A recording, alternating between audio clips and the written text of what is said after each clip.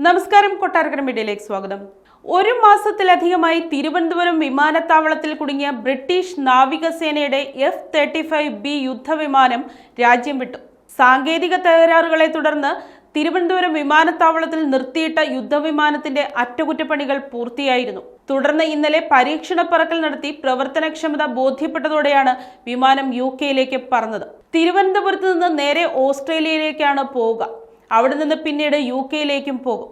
ഇന്ധനക്കുറവിനെ തുടർന്നാണ് തിരുവനന്തപുരം വിമാനത്താവളത്തിൽ അടിയന്തരമായി F-35 വിമാനം ഇറക്കിയെങ്കിലും പിന്നീട് വിമാനത്തിന്റെ ആക്സിലറി പവർ യൂണിറ്റിലുണ്ടായ തകരാറാണ് വിമാനത്തിന് പറക്കാൻ സാധിക്കാത്തതിന് കാരണമെന്ന് വ്യക്തമായി. F-35Bയുടെ മാതൃക കപ്പലായ HMS പ്രിൻസ് ഓഫ് വെയിൽസിൽ നിന്ന് 7 പേരടങ്ങുന്ന സംഘം ആദ്യമെത്തി പരിശോധിച്ചെങ്കിലും അവർക്ക് തകരാർ പരിഹരിക്കാൻ സാധിച്ചില്ല. 2 തവണ എഞ്ചിൻ ഓണാക്കി ശ്രമിച്ചെങ്കിലും വിമാനം പറന്നുയർന്നില്ല. പിന്നീട് ബ്രിട്ടീഷ് സാങ്കേതിക വിദഗ്ധർ എത്തിയാണ് ഇപ്പോൾ പ്രശ്നങ്ങൾ പരിഹരിച്ചിരിക്കുന്നത്. ജൂൺ 14-നാണ് F-35 തിരുവനന്തപുരം വിമാനത്താവളത്തിൽ അടിയന്തരമായി ലാൻഡ് ചെയ്തത്.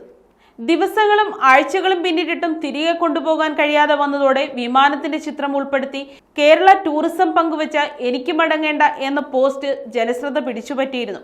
കേരളത്തിന് 5 സ്റ്റാർ റേറ്റിംഗ് നൽകിയ റിവ്യൂവിൽ തീർച്ചയായും ശുപാർശ ചെയ്യുന്നു എന്നും പറയുന്നുണ്ട്.